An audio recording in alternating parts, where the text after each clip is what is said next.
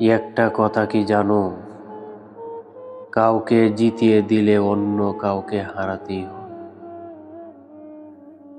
আমি তোমাকে জিতাতে গিয়ে নিজেকেই হারিয়ে ফেলেছি। সেদিন আমি চুপ ছিলাম, নীরব ছিলাম,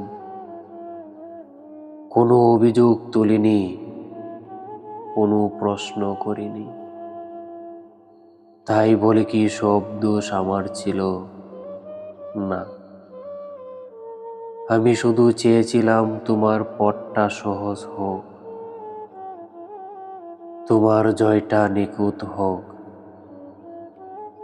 তাই নিজের কষ্টগুলো গিলে নিয়েছি,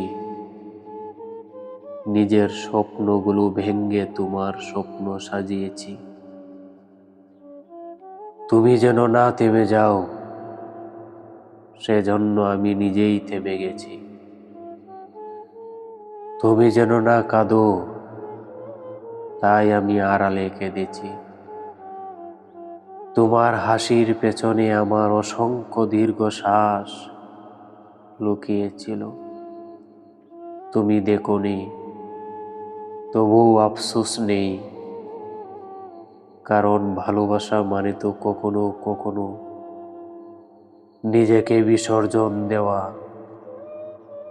শুধু এতটুকু কষ্ট রয়ে যায়, তুমি হয়তো কোনোদিন জানবে না তোমার জয়ের মঞ্চটা দাঁড়িয়ে আছে আমার হারানোর উপর।